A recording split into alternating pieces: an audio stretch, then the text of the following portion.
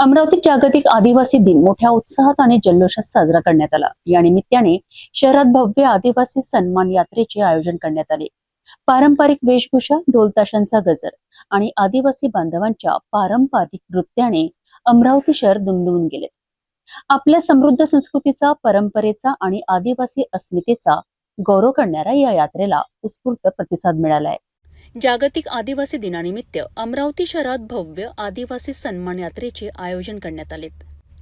गाडगेनगर परिसरातून या यात्रेला उत्साहात सुरुवात झाली। या यात्रेत मोठ्या संख्येने आदिवासी बांधव सहभागी झाले होते।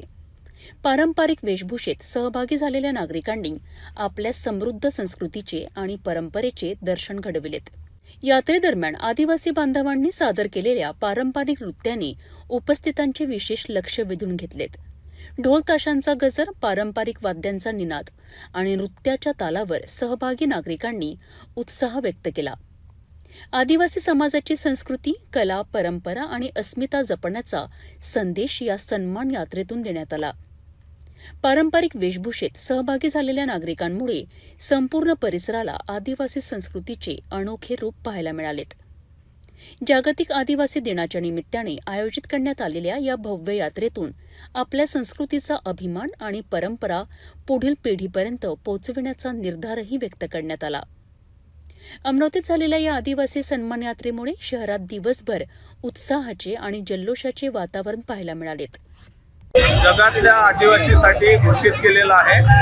आदिवासीची संस्कृती जगाला दिसली पाहिजे। या संस्कृतीमध्ये त्याचा प्रामाणिकपणा, त्याची राहणसहान, त्याचे कपडे लत्ते, त्याची शैक्षणिक अवस्था, सामाजिक अवस्था आणि त्यांना मिळणाऱ्या साऱ्या शैक्षणिक, सामाजिक, आर्थिक या ज्या काही समस्या आहेत, मूलभूत समस्या म्हणतो आपण, बाबासाहेब आंबेडकरांनी घटनेमध्ये जे आदिवासीसाठी लिहिलं आहे 5वी आणि 6व्या अनुसूचीमध्ये, ते भारतातल्या आदिवासींना मिळालं पाहिजे आणि म्हणून हा संयुक्त राष्ट्रसंघाने हा दिवस साजरा केला।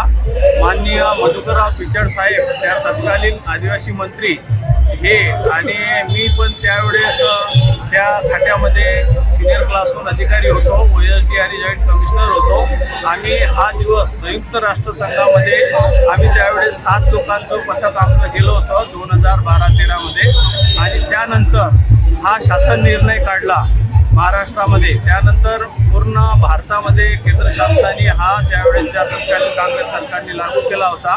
तेव्हापासून म्हणजे सन 12-13 पासून हा दिवस आता जगभर तर साजरा होतच होता, पण पूर्ण भारतभर साजरा होत आहे।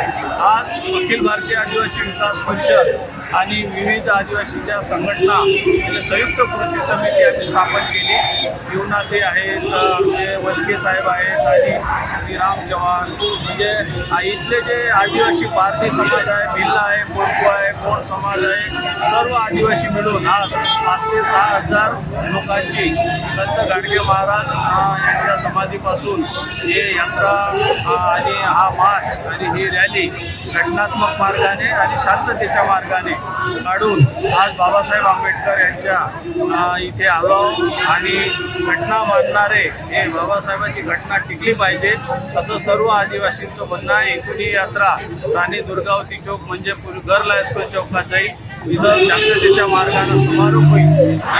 या रॅलीला आज माननीय लोकप्रिय खासदार वडोदरा वानखडे साहेब, माननीय बबलूभाऊ देशमुख, माननीय आमदार खोडके साहेब आणि विविध क्षेत्रातल्या मान्यवरांनी संत गाडगे महाराज त्या ग्राउंडमध्ये येऊन या रॅलीला हिरवी झेंडी दाखवली आणि सर्वांना या रॅलीसाठी शांततेच्या मार्गाने काढा असा संदेश दिला। विशेष म्हणजे आज बापूसाहेब देशमुख जे आदिवासीमध्ये सतत काम करायचे, आम्ही त्यांच्यासोबत काम करायचं, त्यांचं आज दुःखद निधन झालं। त्यांना पण आज आम्ही इथे श्रद्धांजली देऊन हा कार्यक्रम सुरू केला। त्यांच्या श्रद्धांजली झाल्यानंतर हा कार्यक्रम आम्ही आज सुरू केला आणि हा शांततेच्या मार्गानं आज तुम्ही सर्व या चॅनलचे लोक आले आणि आमच्या रॅलीला कव्हर केलं, त्याबद्दल सर्व समितीतर्फे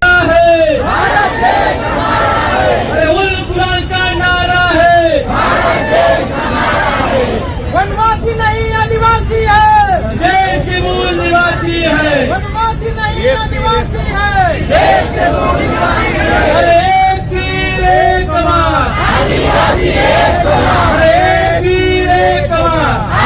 ही इथे जमलेल्या सर्व भगवान बिरसा मुंडाचा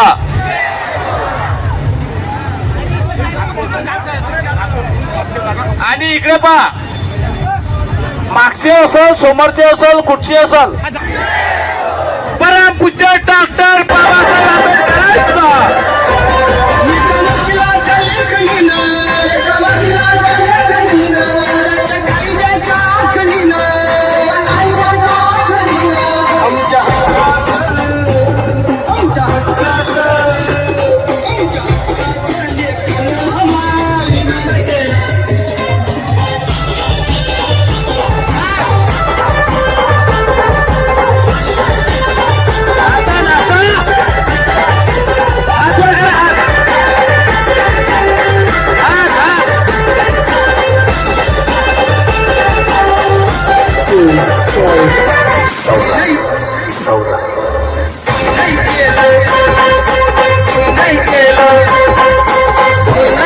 पारंपरिक वेशभूषा, आदिवासी नृत्य आणि ढोल ताशांच्या गजरात अमरावतीत जागतिक आदिवासी दिनाचा उत्साह पाहायला मिळालाय.